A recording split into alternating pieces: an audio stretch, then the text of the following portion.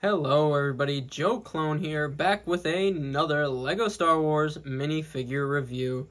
Now, in this part series, as I am Joe Clone himself, I'm gonna get a little PTSD from this, because, as you could see in front of us, this is part one to reviewing my current droid minifigure collection. So, as you know, on this channel, let's begin. Now, obviously, starting with the most popular and iconic battle droid, we'll begin with the B1 battle droid. It's said that there was literally quintillions of B1 battle droids produced throughout the entire Clone War, and obviously they're the most common, but there's still some variations of them, so let's break them all down. And like I said, the most popular and iconic battle droid is the standard B1 battle droid. If you've never seen these before, I don't even know if you could call yourself a Star Wars fan, but they're seen in almost every movie, show that revolves around the Clone Wars era, and they look like this, sporting that iconic tan color. Yeah, there's not much I could say. Let me think. LEGO really hasn't even changed their design of these battle droids since they were first created. Let me just see here. Like, this is an older one on the my right, but left, I guess. Yeah, my. Do we really have to get that specific? No, we don't. But the droid I'm holding in this hand here, as you could see, he's a older one. Really, the only way you could tell is because the blaster is jet black, opposed to the newer ones. They're given these gunmetal silver blasters. And obviously, you could see he's got some blood on him. This one's seen some battles, where this one's really shiny. But yeah, LEGO really hasn't changed them that much throughout the years. As a figure goes, they're really, you really build them together and you piece them together with these droid parts that, again, they've been using ever since they were first created. Some of them come with two blaster holding arms. Some of them come with one. Some of them come with two of these sort of vehicle operating arms and heavy artillery operating arms, but it really doesn't matter. This is really just the baseline for the LEGO B1 battle droid. And obviously, it's just some canon and some lore about them. They're pretty flimsy. They really were effective when they had numbers in overwhelming opposing threats. And honestly, I could confirm this from the Battlefront 2 video game and all the Battlefront video games. They're more fierce than you think. They're used for a lot of comedy in some of the animated shows, but I like to think the intensity of them is the way Battlefront represents them. And like I said, they're flimsy, but they're still dangerous. You do not want to be run up on by 10 of these guys, because they could definitely overwhelm you and take you out. But that is really the standard B1. And again, it said that there was quintillions of these produced throughout the Clone War. So very, very. And personally, I've always just thought they're cool. They're really just made to be killing machines. And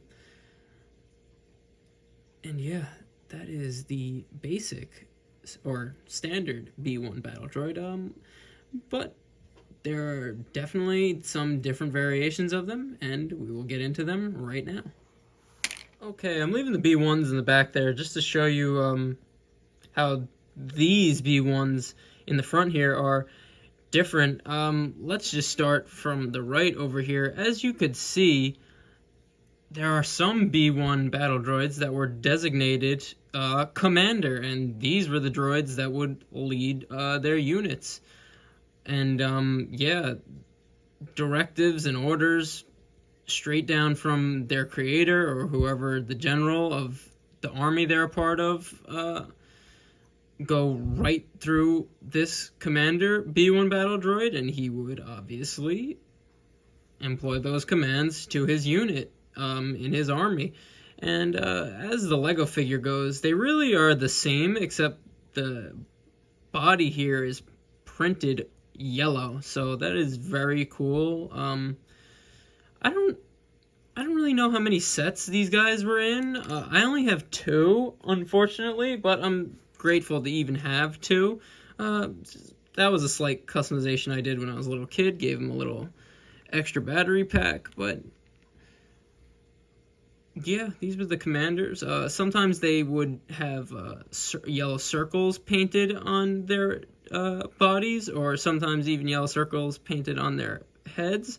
As you could see, younger Joe Clone did with this one. But that's about it for the commander. Then we got these guys over here, and talking about commanders, let me just start off with the Rocket B1 battle droid commander. And as you can see, like I was saying before, he has a yellow circle on the chest opposed to a whole yellow chest, and he has some yellow paint on his head there, which is very, very cool. These guys were sent out into deep space for recon after, let's say, a big space battle. They would be sent out into space and would do recon on escape pods, destroyed spacecrafts, and yeah, obviously, since they were sent out into deep space, they had jetpacks attached to them, and they were this cool black and dark reddish color, and I've always thought they're really awesome looking. And most notably, the episode I really remember them from is the one when Plo Koon and the Wolf Squadron, I should say, Commander Wolf and 2 other Wolf troopers are abandoned in an escape pod, and they actually get attacked by a group of these rocket droids. And you could go watch it for yourself, but that is where I really remember these guys from. And moving on to just the normal non-commander ones, they're really the same as the last one I showed you, except they have no yellow markings. But just a very cool... They almost look like the Geonosian B1 battle droids, but I love the grayish black accents these guys have. My other one here just has a bigger gun. That's really the only difference between him. He has this giant rocket launcher, but very cool, very different. Even though they are still a B1 battle droid. Don't think I forgot about my guy over here. The last different variant of B1 battle droid I have in my collection is the pilot droid. I used to have 2 of these. I don't know where the other one went. Probably my clone army is to blame for that, but all good. And yeah, these guys obviously had blue chest, yeah, I guess body, chest. It's a little different when talking about droids to like clone figures, because obviously they're robots, so like the anatomy is different, but they had blue chest pieces that Lego printed onto them because they had blue markings on them. Some of them had blue markings on their heads, and these guys could pilot the simple, which you'll see in the vehicles portion of this Droid Army review, but they could pilot Staps all the way up to piloting the giant separatist ships like the Invisible Hand. But yeah, that's where these guys are really used. There's also security droids that had red Lego printed chess pieces, but I don't have any of them, so I'm sorry about that. But that is all my B1s. And yeah, and you know I wasn't gonna not line them up one last time, but again, it really is crazy to think about how many of these were produced in the Star Wars universe. Honorable mention, our General R2's blue unit of B1 battle droids, which were just 3 B1 battle droids that R2 was in charge of, and they actually fought for the Republic Army. RIP to those boys, but that is my B1 battle droid collection. Moving on.